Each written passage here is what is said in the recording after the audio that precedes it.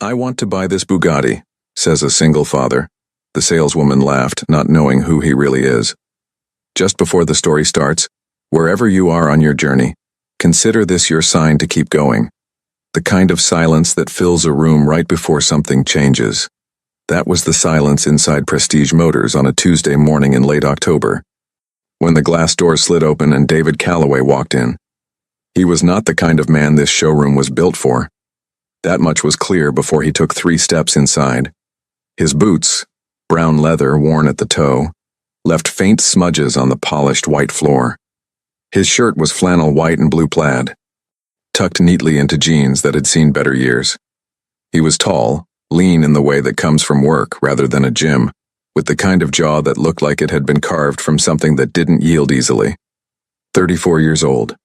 Hands that told a story his clothes didn't, rough at the knuckle. Scarred along the left thumb, steady as a surgeon's. Behind him, holding 2 fingers of his right hand with a grip that could stop traffic, was Sophia. 6 years old. Yellow dress with white eyelet trim at the hem. White patent shoes with a single strap. Her dark hair was pulled into 2 loose pigtails, one already coming undone. She had her father's eyes, deep brown, serious, watching everything, and the expression of someone twice her age who had learned that new places deserved caution before they deserved trust. She stayed close to his leg, just a half step behind, taking in the showroom the way a careful child takes in a new classroom. Walls first, then people, then exits. The showroom smelled of leather and climate control and the faint metallic whisper of very expensive machinery. 4 cars sat under gallery lighting, each one angled just so, each one a sculpture pretending to be a vehicle. A royal blue Bugatti Chiron dominated the center floor. Beside it, a pearl-white Rolls-Royce Spectre. Against the far wall, a matte black McLaren 765 LT and a crimson Ferrari SF90. The kind of room where the price tags weren't posted, because if you needed to read them, you were already in the wrong building. A salesperson noticed David immediately. Her name tag said Jessica in small serif letters, and she wore the particular expression of someone who had been trained to smile at everyone, while privately sorting the room into buyers and browsers within 4 seconds of eye contact. David registered as a browser before he reached the second car. She crossed toward him anyway. Protocol. "Good morning," she said. Voice warm, professional. "Welcome to Prestige Motors. Is there something specific I can help you with today, or are you just—" "I'd like to buy that one," David said. He wasn't pointing dramatically. He barely moved his hand, but his chin tilted toward the center of the room, toward the blue Bugatti Chiron sitting under its spotlight like a deity accepting worship. Jessica's smile held, just barely. "The Chiron," she said. "Yes." A beat. "Of course." She recovered quickly. She was good at her job. "Are you familiar with the Chiron line? We also have the W16 engine, 8.0 liters quad turbocharged, 1,479 horsepower. Pushes about 1,600 Newton meters of torque. Top speed electronically limited to 261, but the chassis could handle more if you recalibrated the aero package." He said it the way someone else might give a lunch order. "I'm familiar." Jessica blinked. She glanced just once at his boots. "Wonderful," she said, and nothing in her voice gave her away except the slight delay before the word. "The base configuration is priced at approximately $3.4 million. Would you like to discuss financing options or—" "Cash," David said. There it was. The word that was supposed to silence the room, to flip the switch, to make the boots irrelevant. Except Jessica had heard variations of this before. Men who came in saying cash and left with a brochure and a polite handshake. She did not change her posture. "Of course," she said again. "Let me pull up the current availability and we can—" "Daddy." Sophia's voice was small, matter-of-fact, aimed up at him. "She doesn't believe you." David looked down at her. Something softened at the corner of his mouth. Not quite a smile, but the shape one makes just before a smile arrives. "I know," he said quietly. "Should we go somewhere else?" "Not yet." He looked back at the car. He let go of Sophia's hand, just for a moment, and walked to the Chiron alone. He didn't circle it like a buyer admiring a purchase. He walked directly to the front quarter panel. crouched down, and looked at the front diffuser with the focused, narrow attention of someone looking for something specific. Then he stood, moved to the side mirror housing, ran his thumb along the carbon fiber seam where the mirror met the door, and tilted his head at something only he could read.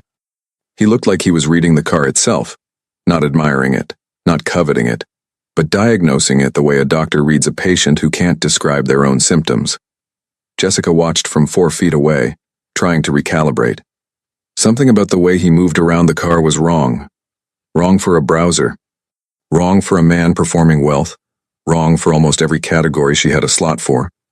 It was too quiet, too precise. The kind of familiarity that doesn't come from reading spec sheets. "This one has been pre-configured," David said, not turning around. "I'm sorry?" "This car, it's a demonstrator. Not a clean build. The front splitter's been adjusted. Whoever prepped this car for display lowered the front ride height by about 4 millimeters to make it look better on the floor. It'll affect handling. Minor. But it's there." He straightened and turned to face her. "If I'm buying, I'd want a factory spec build." Jessica stared at him. Across the showroom, near the small seating area by the window where brochures fanned across a glass table, a woman looked up from her phone. She had been there for 20 minutes, waiting for her own appointment, and she had been paying very little attention to the room. But she had heard the word Chiron. And then she had heard what followed, and now she was not looking at her phone at all. Her name was Natalie Voss. She was 29 years old.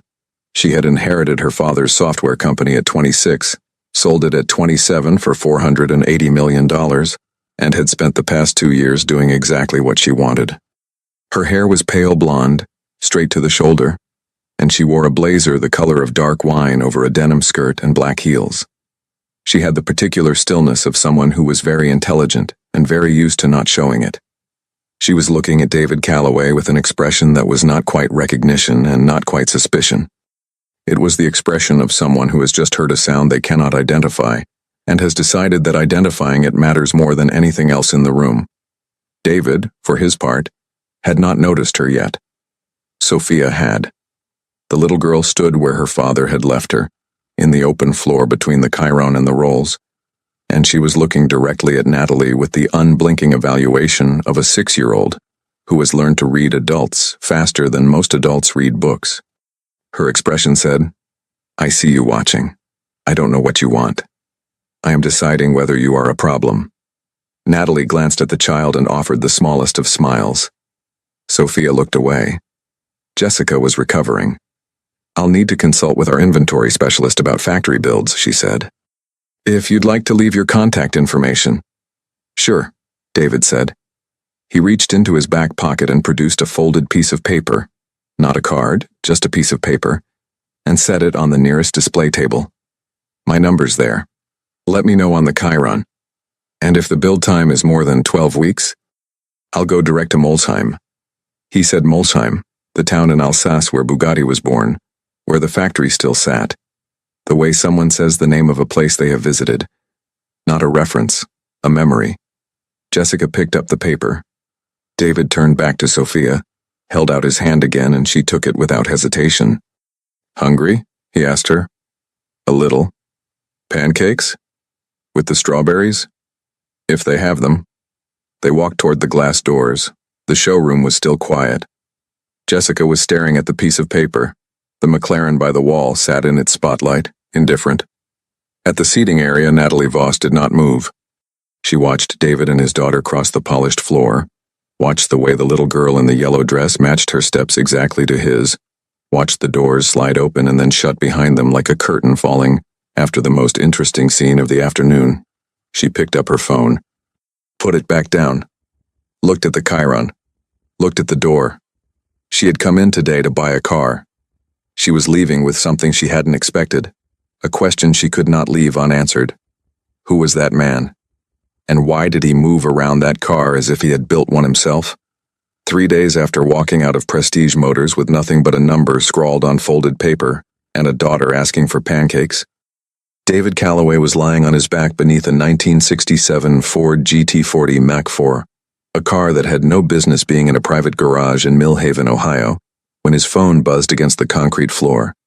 He did not reach for it immediately, There was a problem with the left rear suspension upright that had been bothering him for 2 days. A hairline stress fracture barely visible to the naked eye but catastrophic under race load, and he wanted to finish tracing it before the light from his work lamp shifted. His garage was large by Millhaven standards. 3 bays, high ceiling, a parts shelf system along the entire north wall that he had built himself from welded steel tube, and it smelled of penetrating oil and dry concrete, and the specific metal-warm scent of old aluminum that has been cleaned and re-cleaned with patience and care over many years. The GT40 was not his only project. A disassembled Porsche 917 chassis occupied the second bay under a canvas sheet. A Lancia Strato shell sat against the far wall, complete except for its drivetrain, its red paint still brilliant under the fluorescent light like something that refuses to accept it's been standing still for decades. These were not decorations. They were working restorations, all of them commissioned, all of them in progress, and all of them, in their way, conversations he was having with history. The phone buzzed again. He slid out from under the car, sat up, and looked at the screen. Unknown number. Chicago area code. He answered. Mr. Calloway. A woman's voice. Confident, unhurried, like someone who had decided before dialing that the conversation would go the way she intended. My name is Natalie Voss. We haven't formally met, but I was in the same showroom as you on Tuesday morning. Prestige Motors. David was quiet for a moment. The woman with the phone, he said. The woman with the phone, she confirmed, and he could hear a trace of something in her voice, amusement or appreciation. I wanted to ask you something, if you have a minute. How did you get this number? Jessica. He almost smiled at that. Of course. He had left his number on a piece of paper in a showroom for anyone to pick up. What did you want to ask? You said the Kirin on the floor had been pre-configured, that the front ride height had been adjusted 4 millimeters for display. A pause. Our mutual friend Jessica checked with their prep team after you left. You were right. She seemed very unsettled by this, which I found satisfying. David looked at the GT40's undercarriage, still processing the suspension upright in the back of his mind, even as the conversation unfolded in the front. Good for her, he said. It is, actually, because it means she'll be more careful with her inventory in the future. Another pause, shorter. I'm curious about you, Mr. Calloway. I have a bad habit of investigating things I find interesting, and you are currently the most interesting thing I've encountered in about 4 months. Maybe longer. What did you find?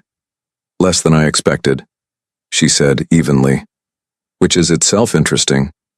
There's a David Calloway in Ohio who holds 6 patents related to internal combustion efficiency systems, 3 of which were licensed to a major European manufacturer in 2019 for a sum I could estimate but won't guess aloud.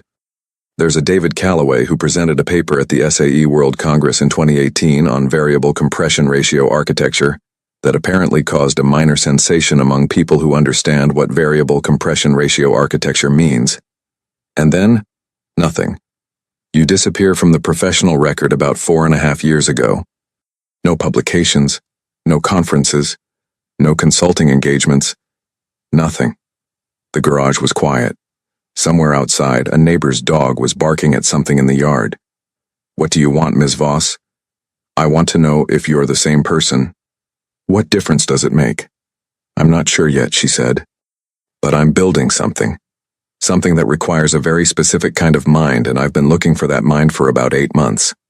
I'm not making you an offer today, Mr. Calloway. I'm only asking a question. Are you the same person? David stood up slowly from the floor. He walked to the parts shelf and picked up a small flashlight. Aimed it at the suspension upright from a different angle. The fracture line was exactly where he'd thought. It would need to be replaced, not repaired. The geometry of the crack made anything else a temporary solution. I have a daughter, he said. I know, she was with you. Yellow dress. She's 6. She is my first consideration in everything. That's not going to change for any professional opportunity, regardless of what it is or who is offering it. I would expect nothing less, Natalie said, and she sounded like she genuinely meant it, without performance. Yes, David said. I'm the same person. A pause on her end. longer than the ones before. Like she had been holding something carefully and had just been told it was safe to set it down. "Thank you," she said. "I'll be in touch." The call ended. David set the phone on the shelf beside a row of torque wrenches sorted by size. He looked at them for a moment, the quiet order of well-kept tools, each one in its place, each one chosen for a specific purpose, and thought about the conversation and what it meant and what it was likely to lead to, which was somewhere he had not been in 4 years. Upstairs, at the top of the narrow stairs that connected the garage to the house, a small figure in socks appeared at the door. "Daddy?" Sophia's voice came down, half awake, rubbing one eye with a fist. She had been napping. "Who are you talking to?" "A lady." "What lady?" "Nobody you know." Sophia considered this from the top of the stairs with the particular stillness of a child deciding whether to accept an answer or keep pulling. "Was it the blonde one from the car place?" David looked up from the floor. "Go back to sleep," he said. Sophia made a sound that was neither agreement nor disagreement, and disappeared from the doorway. He heard her small feet on the floorboards above him, then the soft complaint of her mattress accepting her weight again. He looked back at the suspension upright. The fracture line waited patient and absolute, indifferent to everything that had just happened. He was already thinking about what Natalie Voss was building, even though he had not yet decided to think about it. That was the thing about a problem that fits a particular kind of mind. It doesn't wait for permission. 3 weeks passed. Sophia marked the occasion of being 6 3/4 by informing her first-grade teacher that she was practically 7 and deserved more challenging reading material. Her teacher, a sensible woman named Mrs. Ortega, gave her a chapter book about a girl who builds her own rocket ship and said nothing more about age. David ordered a small cake with yellow frosting from the bakery on Clement Street, and they ate it at the kitchen table on a Friday evening with the window open, listening to the neighbor's sprinkler run too long. Sophia explained at length that yellow was the fastest color, a fact she had established independently and considered scientifically settled. He did not tell her that Natalie Voss had called a second time. She had called on a Wednesday, 12 days after the first conversation, and asked if he would be willing to look at some technical documentation. Nothing binding, no commitment, just a look. He had said he would think about it. She had said she respected that. And then quietly, almost as an afterthought, "Can I ask you something personal?" He had said yes. "Why did you stop?" A pause. 4 years ago. "Why did you disappear?" He had not answered. The silence had stretched, and it had weight. "I'm sorry," she said immediately. "That's not mine to ask." "No," he said. "It isn't." Another silence different from the first. Not the silence of avoidance, but the silence of two people recognizing the same door and agreeing, without words, to leave it closed for now. "I'll look at the documentation," he said. He heard something release in her breathing. "I'll send it Friday," she said. It arrived as promised. 42 pages of technical schematics and engineering notes for something labeled only Project Meridian. David read every page after Sophia was asleep, then read them again. He filled 3 pages of a yellow legal pad with his own notes. Then he typed, "The variable geometry approach in Section 3 has a fundamental flaw in the pressure recovery model. You'll lose 18 to 20% efficiency under sustained high load. It needs to be rebuilt from the injection timing up. Who is your lead engineer?" The reply came at 11:47 p.m. "I was hoping you'd say something like that. We don't have one. That's the problem." David looked at the message for a long time. Somewhere in the house, Sophia was sleeping, her room lit only by the small crescent moon nightlight she kept because she said the dark was fine, but she liked to see the shapes of things. Her chapter book sat on the nightstand, bookmarked 2/3 through. On the cover, a girl with safety goggles on her forehead stood in front of something she had built herself, looking at it with the exact expression of someone who has solved a problem that everyone else said couldn't be solved. David looked at that cover sometimes when he passed her door late at night. He looked at his phone. "Can we meet in person?" he typed. The 3 dots appeared. Disappeared. Reappeared. Yes. When? They met at a cafe in Columbus, not downtown, not a hotel lobby, not the kind of place with a doorman or a valet. A corner cafe near the university with exposed brick walls and mismatched chairs and coffee served in ceramic mugs that had clearly been dropped and glued back together more than once. He arrived 5 minutes early. She was already there. She looked different outside the showroom. The blazer was navy this time, and she had traded the heels for flat boots, which struck him as a small, deliberate gesture toward neutral ground. Her hair was down. She was watching the door when he walked in. And when she saw him, her expression shifted into something direct and unperformed, which he appreciated more than he expected to. He had not brought Sophia. He had left her with Mrs. Abernathy from next door, 72 years old, a collector of ceramic owls, a woman who knew every word of every song from the 1962 Judy Garland Carnegie Hall concert, and who Sophia adored with a devotion that David found quietly moving. Sophia had not asked where he was going. She had looked at him for a moment when he said he had a meeting, and then she had returned to her book with the specific deliberateness of a child choosing not to ask a question she isn't sure she wants answered. He sat down. Natalie slid a coffee toward him without asking. He noticed she had ordered two, and he acknowledged it with a small nod. "Thank you for coming," she said. "Thank you for the documentation," he said. "It was a good problem." She studied him. "Does that mean you looked at it as a problem to solve or as a problem to point out?" "Both," he said. "Those aren't different things." Something shifted in her expression, a small recalibration, like someone adjusting a measurement they thought was already accurate. She had a quality he recognized from very few people, a precision in her attention, a way of listening that made her focus feel like a tool rather than a courtesy. She was not performing interest, she was interested. She opened a folder on the table between them. "I want to show you what Meridian actually is," she said. "The documentation I sent was incomplete on purpose. I needed to see how you approached an incomplete version before I showed you the whole picture." "Testing me," he said. "Evaluating you," she corrected without apology. "A test has a right answer. An evaluation is about seeing how a mind works." He considered this, then nodded. "Fair." She laid out 4 additional pages, schematics dense with notation, cleaner than what she'd sent, annotated in 2 ink colors. Project Meridian is a propulsion architecture, not for road cars, for the next generation of endurance racing applications, specifically targeting the post-combustion regulatory environment that Le Mans is adopting in 4 years. The goal is a hybrid power unit capable of sustained thermal efficiency above 60%. The closest anyone has achieved in a racing application is the current Toyota hypercar unit, at approximately 52. We want to break that ceiling and hold it under race load. David was looking at the schematics. His coffee was getting cold. "You already have a team," he said without looking up. "A partial one. 15 engineers, 3 of whom are genuinely exceptional. The others are competent and motivated." She paused. "The pressure recovery problem you identified, my team has been circling it for 6 months. Our lead engineer left for Formula One in February and took the thread with him. Since then we've been—" She paused again, choosing her word.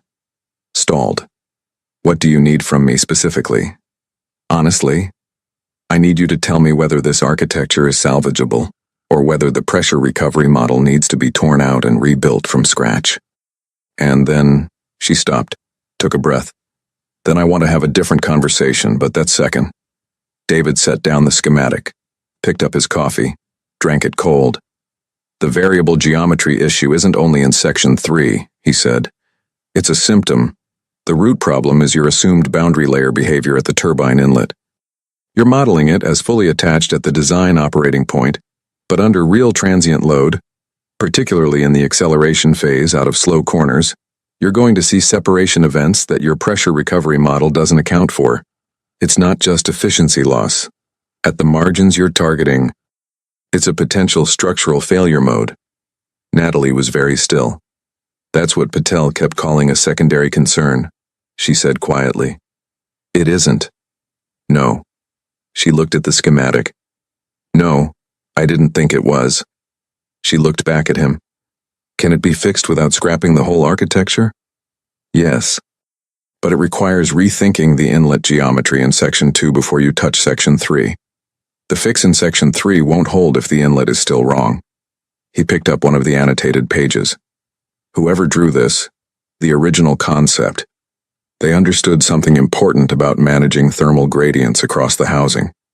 That instinct is right. The execution downstream of it went wrong. That was me, Natalie said. David looked at her. The original concept drawings, she said. Before I brought in the engineering team, I studied aerospace propulsion at MIT for 2 years before I left to run my father's company. I never finished the degree. But, she paused. The instinct was mine. He looked at the drawing again. At the particular way the thermal gradient management had been sketched. Not like an engineer producing a formal schematic, but like someone thinking on paper, following an idea to see where it led. He recognized that quality. He had done it himself 10 years ago on the back of a service manual at a workbench that no longer existed. Your instinct was right, he said again. That's not nothing. She was quiet for a moment. My father used to say that the difference between an idea and an invention is the person willing to be wrong in front of everyone until they're right, she said. He said it about software. I think it applies here too. David didn't answer right away. He was thinking about fathers, about things people pass down without meaning to, and things they pass down with great intention, and how sometimes those are the same things seen from different sides of time. Tell me about your team, he said. The 3 exceptional ones, what are their names? She told him. He listened. He asked questions, not broad ones, not the kind meant to demonstrate knowledge, but specific questions about how each person worked, what they had gotten wrong recently, what they did when they were stuck. The kind of questions you ask when you're trying to understand a system from the inside. Outside the cafe window, Columbus moved through a gray November afternoon. Students with backpacks, a delivery truck idling at the corner, a woman walking a large dog that kept stopping to investigate things along the sidewalk, with the focused seriousness of a professional. At one point, Natalie's phone buzzed on the table. She glanced at it and turned it face down without answering, which told him something. He talked about the pressure recovery model. She pushed back on 2 points with precision and accepted the third without argument, which told him something else. An hour and 20 minutes after they sat down, he said, I'll come look at the facility. She blinked. That's not what I was going to ask for today. I know. He folded the schematic back along its original creases. But that's the next logical step, and we're both thinking it, so I'm saying it. A pause. Then, something he had not yet seen from her, a smile that was unguarded, brief but real. When? 2 weeks. Sophia has a school thing the first Friday. The second Friday works. The second Friday, she agreed. He stood. She stood. There was a moment, not awkward, just present, where neither of them said the obvious thing, which was that this conversation had been something other than a business meeting, and both of them knew it, and neither of them was going to name it yet. Mr. Calloway, she said, as he reached for his coat. He looked at her. The thing you won't tell me, she said quietly. Why you stopped. I want you to know. It doesn't change anything about how I see what you do. Whatever it was. He looked at her for a long moment. Her eyes were steady. She wasn't asking. She was just putting it there, like something left on a doorstep, for him to do with as he chose. I know, he said. And then, because it was honest. That matters. He walked out into the gray afternoon. Natalie stood at the cafe window and watched him cross the street, hands in his pockets, unhurried. A man who moved through the world like someone who had learned, at some cost, not to be in a rush. She picked up her coffee. Finally finished it. She looked at the schematic still on the table between the 2 mismatched chairs. She had come to Columbus today hoping for a maybe. She was going home with a Friday. What she could not see, could not have known, was that 2 miles away, Mrs. Abernathy was reading Sophia the last chapter of the rocket ship book, and that Sophia, sitting cross-legged on the kitchen floor with a ceramic owl in her lap, was listening with total attention, and that at the moment her father shook Natalie's hand and walked out of the cafe, the girl in the story finally launched her rocket. Sophia looked up at Mrs. Abernathy when it happened, eyes wide. She did it, Sophia said, with the specific wonder of someone who had not been completely sure it would happen until it did. She did. Mrs. Abernathy agreed in the warm voice of someone who had always known it would. Sophia looked back at the page, at the girl with the goggles standing in front of the thing she had built. She had not decided yet what she thought about the blonde woman from the car place. She had not decided if she was a problem. She had not decided anything because deciding things about people, her father had told her this and she had filed it carefully, required more than one piece of information. She was, however, collecting pieces, and she was very good at it. Outside, the sprinkler next door kicked on again, running too long. Just like always. Sophia listened to it for a moment, then opened the book back to the beginning, to page 1, and started again from the top. She liked knowing how things ended before she started again from the very first word. It made every small moment carry a weight it did not have before. The Meridian facility was 40 minutes outside Columbus, in a converted industrial building that had once manufactured agricultural equipment and now housed 15 engineers, 2 wind tunnel models, a dyno cell, and the most ambitious propulsion project David had seen since he walked away from the industry 4 years ago. Natalie met him at the entrance on a Friday morning in late November. The sky low and white, the air carrying the particular cold that settles into Ohio before December, makes its intentions official. She was wearing a dark coat and holding 2 coffees, and she handed him one before he finished parking. He accepted it without comment. Inside, the building had been renovated with the intelligence of someone who understood that workspace quality shapes thought quality. Clean floors, good lighting, whiteboards on every wall, dense with notation, engineering bays separated by function, fluid dynamics, thermal modeling, structural analysis, each carrying the density of a place where serious work had been ongoing for a long time. It reminded David of something he did not let himself name. The 3 engineers Natalie had described were waiting in the central bay. Marcus Webb, 31, careful-eyed, 4 years at Cosworth before Meridian. Elena Sousa, 28, aerodynamics doctorate from Delft, a handshake that suggested she had learned long ago that competence doesn't require announcement. And Jin Park, 34, thermal systems lead, who said almost nothing during introductions, but whose whiteboard held the most sophisticated heat transfer analysis David had seen outside a factory program. David looked at it a beat longer than was conversational. Jin noticed and said nothing. David spent 4 hours with them.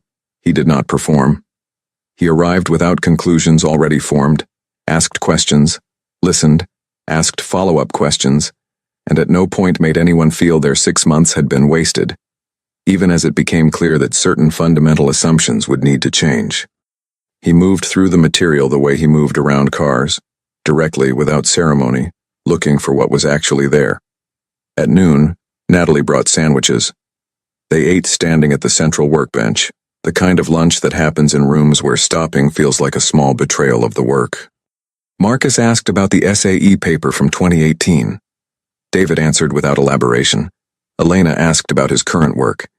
He described the GT40 and the Porsche 917 chassis in a way that conveyed complexity without admitting retreat, which is exactly what it had been. Jin Park looked up from his food. The 917 had a catastrophic downforce problem in its first configuration, he said. Porsche solved it with the long-tail bodywork. Most people think that was a styling evolution. They don't know the long tail was an aero fix, not a design choice. Most people don't, David agreed. Jin nodded once. That was apparently enough. He went back to his food. After lunch, David stood at the central whiteboard and drew, not formal schematics, but the kind of working sketch that reveals how a mind moves through a problem. He drew the turbine inlet geometry as it currently existed, then as it needed to exist, then the sequence of steps connecting one to the other without discarding what was already working. He let the board speak. The room went quiet in the way rooms do when something important is being said without being announced. Elena took notes. Marcus photographed the board. Jin stood with arms crossed and head tilted, the expression of someone watching a proof resolve cleanly. When David capped the marker, he looked at the 3 of them. The architecture is salvageable, he said. The instinct behind the original concept is sound. The execution in 2 specific areas went wrong, and those areas are fixable in the sequence I've described. 4 months of focused work, assuming no supply issues on the inlet components. Jin's thermal management approach is correct and should not be touched. It's already solving a problem most teams in this space haven't noticed yet. Jin looked at his board, then back at David. Something brief and fierce crossed his face and was gone. Marcus exhaled slowly, the exhale of a man who has been holding a question a long time and has just been told it has an answer. "Are you going to help us fix it?" Elena asked, looking at him directly the way she did everything. David looked at Natalie. She was standing at the edge of the bay, leaning against the wall, arms folded, saying nothing. She had not pushed, not once. She had arranged the meeting, handed him coffee, created the space, and then stepped back, which was the only correct thing she could have done, and the thing most people in her position wouldn't have had the discipline to do. He thought about Sophia at home with Mrs. Abernathy. He thought about the GT40 sitting repaired and level in Bay 1. He thought about 4.5 years of deliberate stillness, what they had protected, what they had cost. He thought about the crescent moon nightlight and the rocket ship book, and the way his daughter matched her steps exactly to his when they walked somewhere new. 2 days a week, he said. Fridays and one other day, determined week by week based on Sophia's schedule. I work remotely the rest of the time. No calls before 7 in the morning or after 8 at night, unless there is a genuine crisis, and I'll be the one deciding what constitutes a genuine crisis. He paused. Those are the terms. Natalie unfolded her arms. Those are acceptable terms, she said, voice perfectly steady, and only someone paying close attention would have caught what was underneath. A relief so large she was containing it the way you contain something that could embarrass you if it escaped. Elena nodded. Marcus extended his hand and David shook it. Jin turned back to his whiteboard and picked up a marker, already moving, as if the confirmation had simply cleared the last obstacle between him and the next problem. That evening, driving home on the interstate with the heater running and the flat Ohio landscape dark on either side, David called Mrs. Abernathy's house. Sophia answered on the second ring. She had been waiting. "How was your meeting?" she said, in the careful tone she used when trying to sound as though she hadn't been thinking about it all afternoon. "Good," he said. "Productive. Are you going to do the project?" "Yes." "Is the blonde lady part of it?" A pause. Just long enough to be honest. "Yes," he said. Silence on Sophia's end. Not the silence of a child processing new information. The silence of a child who already had a feeling and has just been told the feeling was correct. The silence of someone who has been keeping score. "Okay," Sophia said in a voice that made clear it was not okay, not yet, but that she was recording the fact and would be returning to it. "We'll talk when I'm home," he said. "I know," she said, and handed the phone to Mrs. Abernathy without a goodbye. The conversation at home was not the one he had been bracing for. Sophia was at the kitchen table when he arrived, book closed in front of her, hands folded on top, which meant she had been waiting rather than reading. The kitchen smelled of soup kept warm on the stove. David sat across from her, said nothing, waited. "She's going to want to be around," Sophia said. "Probably," he agreed. "I don't want that." "I know." "You don't know her," Sophia said. "You've talked to her 3 times. 4, he said honestly. Sophia's jaw tightened. 4. "She's not replacing anything," David said carefully. "It's a project, an engineering problem." Sophia was quiet. She looked at her hands, then at him. "You always say what things are," she said. "You said the dog next door was just being a dog. You said the car thing was just a job." He said nothing. "What is she?" Sophia asked. 6 years old and completely serious, and the question went through him like something aimed with precision. He didn't answer right away. The crescent moon nightlight was already on in the hall. "I don't know yet," he said, the most honest thing he'd said all day. Sophia looked at him a long moment. Then she picked up her book, stood, and said, "Okay." The same word as before, but different, thinner. A door left slightly open rather than pulled shut. She went to bed without asking for a story. David sat at the table and listened to the house. Then he got up and served himself the soup she had left on the stove. Soup she had made before knowing how the conversation would go. That told him everything. A child who prepares for people even when she isn't sure she wants them near. Who leaves something warm just in case. He ate slowly. Outside, the first snow of December was beginning to fall, covering Millhaven in the silence that only snow makes. Things were moving now, he knew that much. And Sophia, who noticed everything and forgot nothing, was watching all of it with the steady, unblinking attention of someone who loves a person with her whole self and is not remotely ready to share any piece of them with anyone in the world. January arrived hard the way it does in Ohio, not gradually but all at once, as if the calendar had flipped a switch. The Meridian facility became David's second home in the measured, controlled way he had stipulated. Fridays always, Tuesdays when Sophia's week permitted, the rest of the time remote. His mind split between the GT40 and Bay 1 and the turbine inlet geometry that lived in a dedicated corner of his thoughts like a tenant who had signed a long lease. The work was good. Better than good.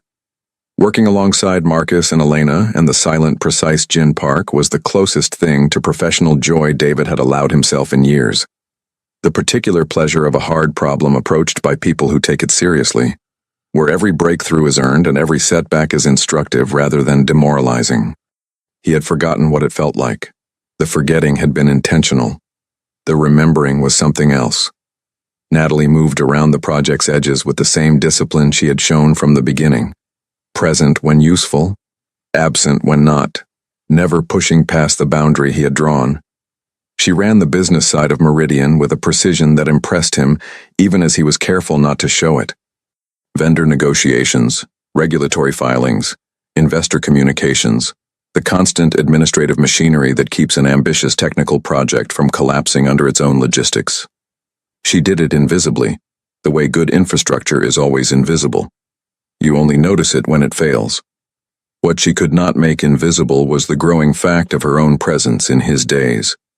She called on Wednesdays, nominally for project updates, and the calls ran longer than project updates required. She sent articles at odd hours, nothing personal, never anything that could be described as overstepping, but chosen with a specificity that made clear she was paying attention to how he thought. A paper on boundary layer behavior in transonic flows. A long-form piece about a restoration team in Turin that had just completed a 1954 Lancia D50 chassis. Once, at 11:30 on a Thursday night, a single link to a short film about an engineer in rural Japan who spent 30 years building a working replica of a Sopwith camel in his barn. No message, just the link. David watched the film. He did not reply that night.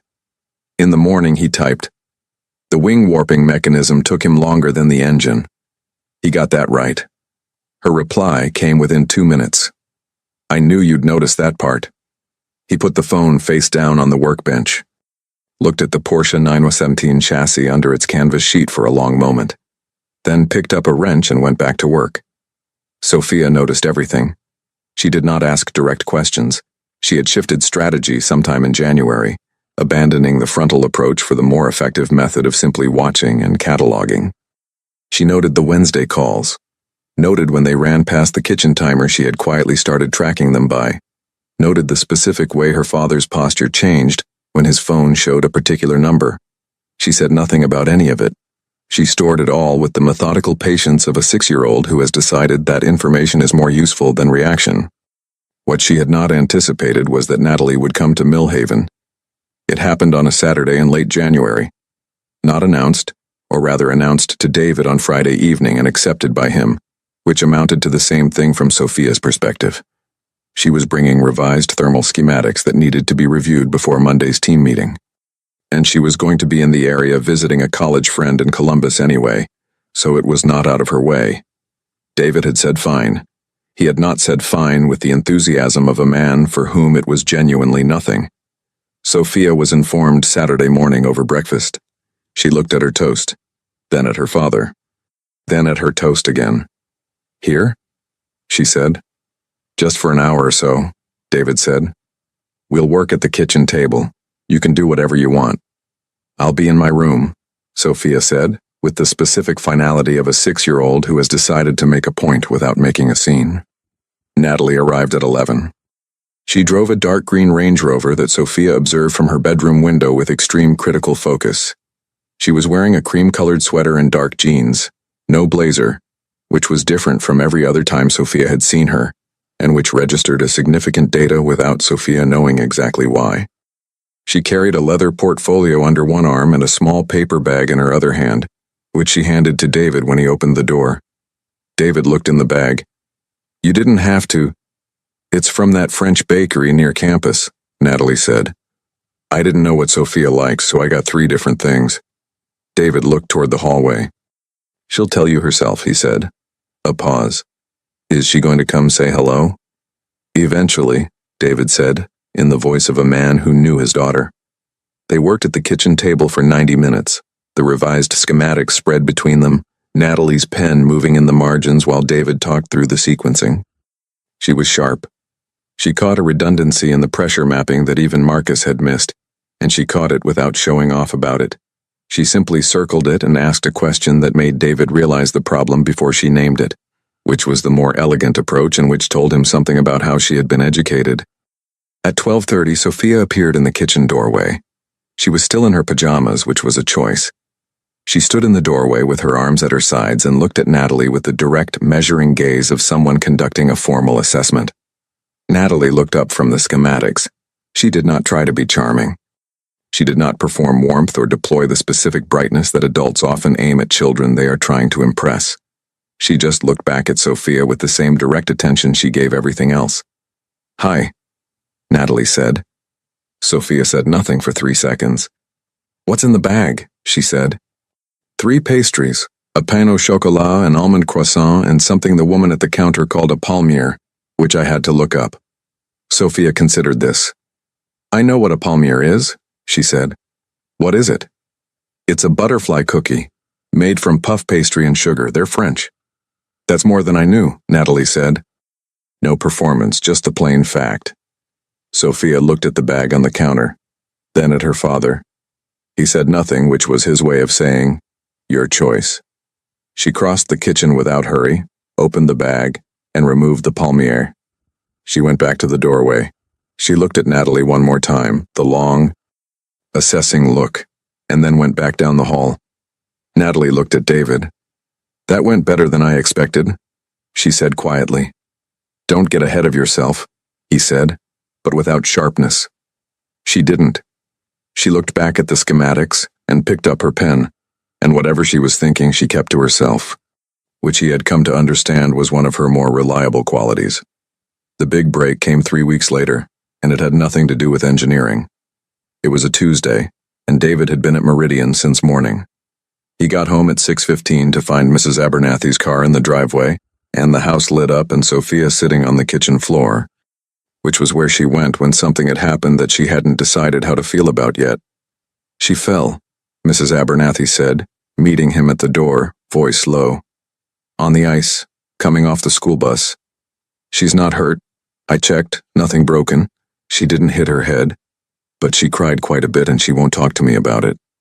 David looked toward the kitchen. He found Sophia on the floor with her back against the cabinet, knees pulled up.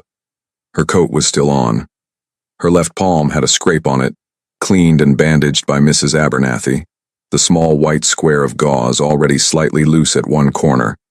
He sat down on the floor beside her, which was something he had done since she was small, not hovering above, not crouching and then standing, but actually sitting on the floor at her level, which was his way of saying, "I'm not going anywhere, take your time."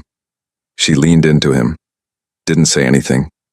He put his arm around her and said nothing either. After a while she said, "Everyone saw." "That's the worst part," he agreed. I didn't even cry until I got inside." "That's the second worst part," he said. "When it catches up." She was quiet. Outside, a car passed slowly on the icy street. The crescent moon nightlight in the hall threw its soft shape on the floor. His phone buzzed. He didn't move. It buzzed again.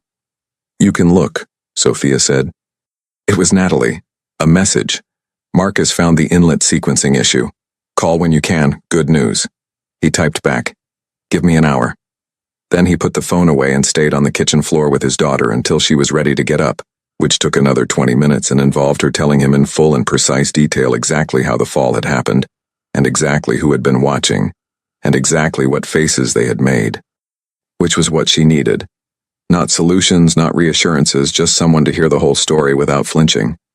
When she finally stood up, she looked down at him still sitting on the floor and said, with the ghost of something that wasn't quite a smile, "You have soup on your jeans." He looked down. There was, in fact, soup on his jeans. "Mrs. Abernathy," he said. "She made a lot," Sophia agreed.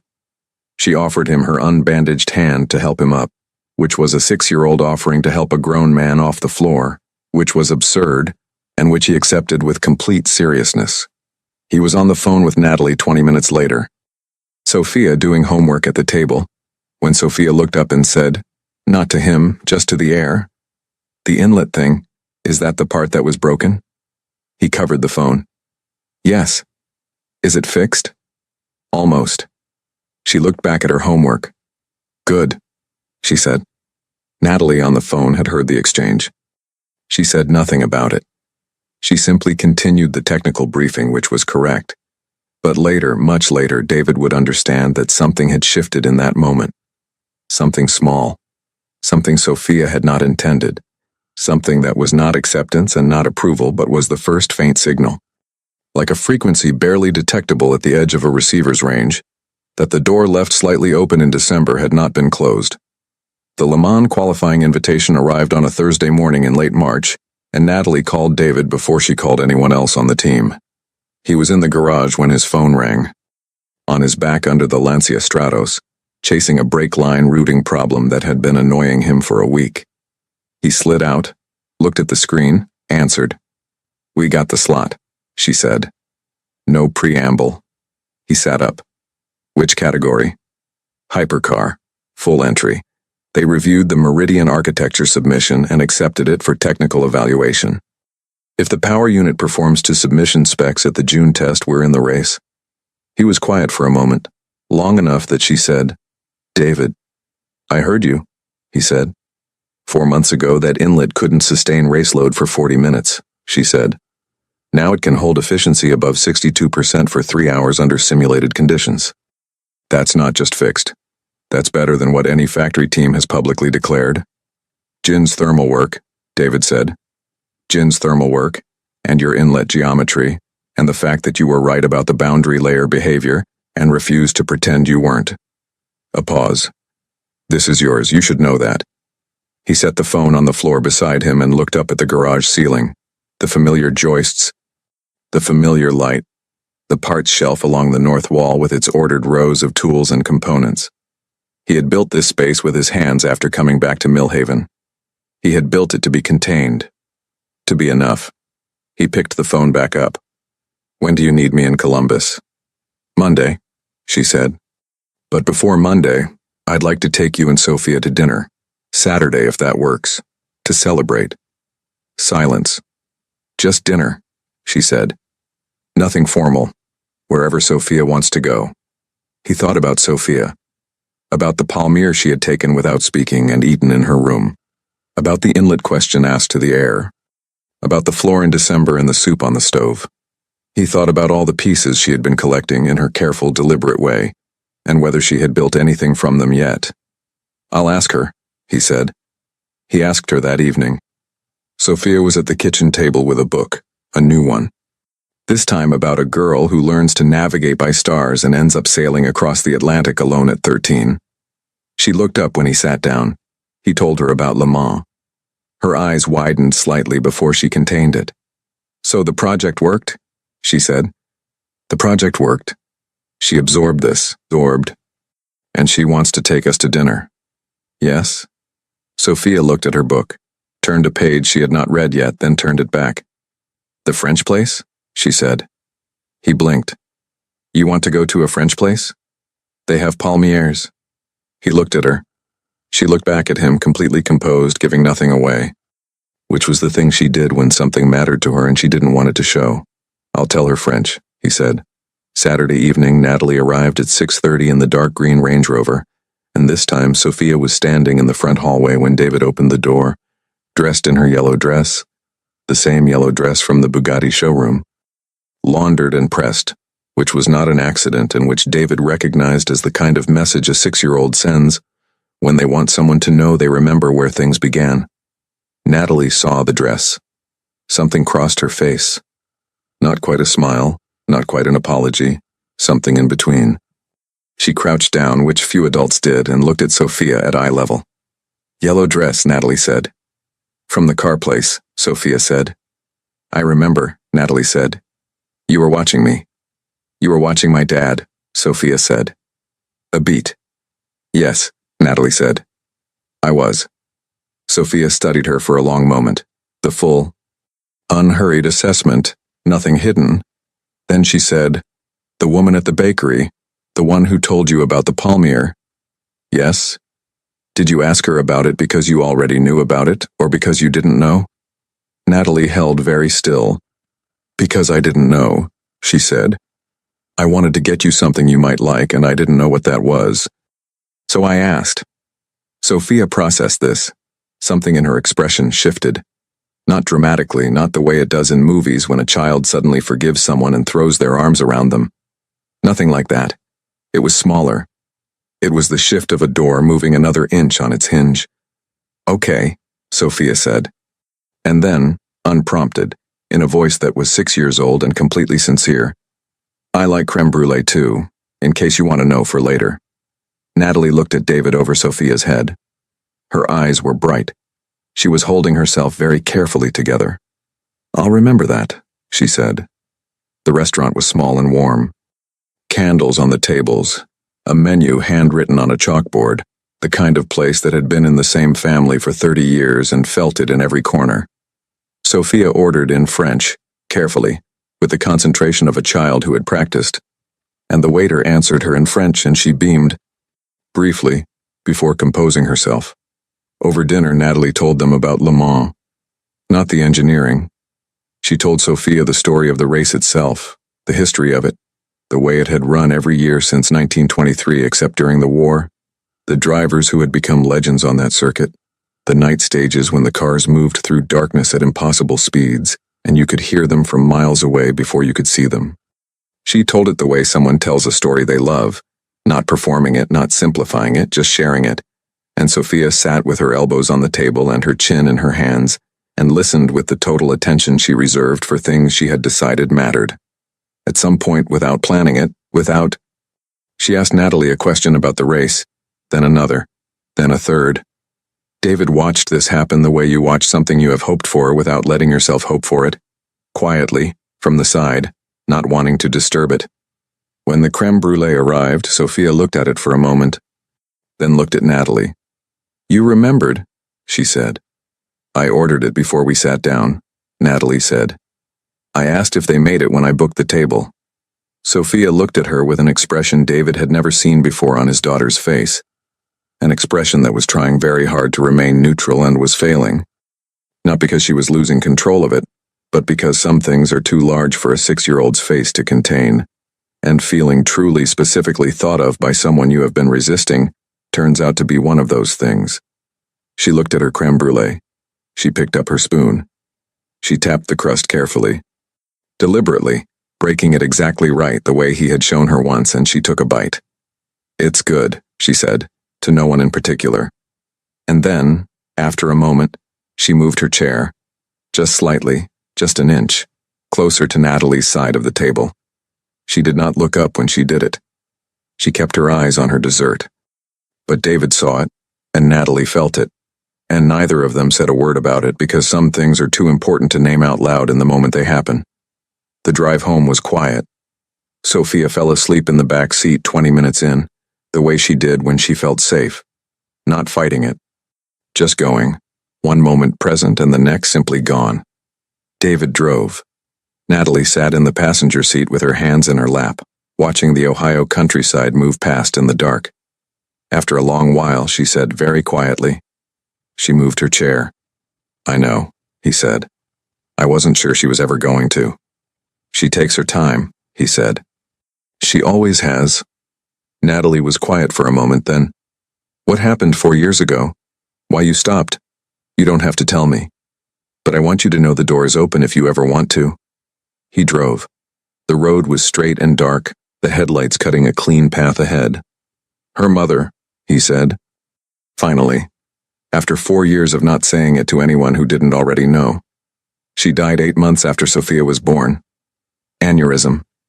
No warning. She was 28 years old. He paused. I was in Germany when it happened. At a testing facility. The kind of place you go when the work is going well and you think the work is the most important thing. He paused again.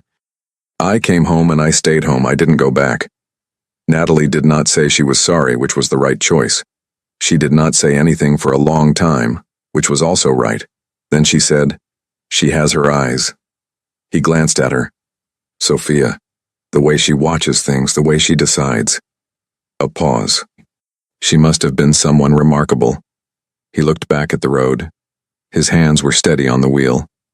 She was, he said. In the back seat, Sophia slept on, small and still, one cheek pressed against the window glass, her yellow dress a spot of brightness in the dark car. Outside, the Ohio field stretched flat and silent under the March sky. And above them the stars were out, sharp and clear, the kind of night sky that makes you feel the size of things without making you feel small inside them. 3 months later, at Circuit de la Sarthe, with 12 hours remaining in the race and the Meridian entry running in 4th place overall, Jin Park would look up from his data screen at Natalie and say, very quietly, 63.4, sustained. And Natalie would look at David across the garage, and David would look back, and neither of them would say the obvious thing, because some things don't need to be said to be heard. But that was later. Tonight David drove his daughter home through the dark, and beside him sat a woman he had not been looking for, and in the back seat slept a girl who had decided, in her own time, by her own measure, with the sovereign authority of someone who has been watching carefully and has finally seen enough, that maybe the world could have a small piece of them after all. Just a small piece for now.